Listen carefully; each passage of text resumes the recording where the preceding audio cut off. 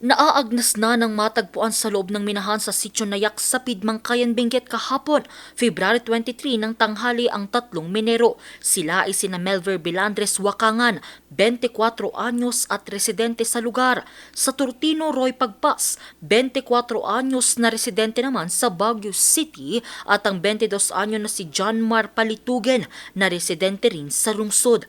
Since February 20 nawawala sila, no, and on February 20 yun nga po nagtataka yung boss nila na si Mr.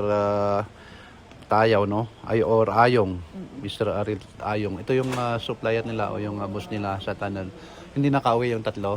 So hinanap sa kanilang barracks, and then yung sa adjacent barangays and municipalities, pag desisyonan ni yung boss nila na pasukin nga po, no, yung sa tunnel, and then yun pagpasok nila sa tunnel is nakita nila yung tatlo. Sa mediko legal, nasabi ang mga biktima dahil sa asphyxia secondary to inhalation of unknown gas. Iniimbestigahan na rin ng Benguet Police Provincial Office kung may permit ba ang tatlong nasawi sa bayan ng Bangkayan. Minahan natin is may mga lugar na dineclare na minahang bayan, no, o kung saan yung mga miners natin is legally operating, no.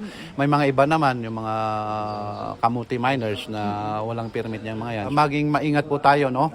Lalong-lalo na mga baguhan na nagmimina, dapat huwag po tayong papasok sa ating mga tunnels or private mines na wala tayong kasama na mga boss natin o hindi tayo nagpapaalam para ho iwasan natin yung mga ganitong aksidente ho, ma'am. Nauwi na ang mga labi ng mga mineros sa kanilang mga pamilya para paglamayan.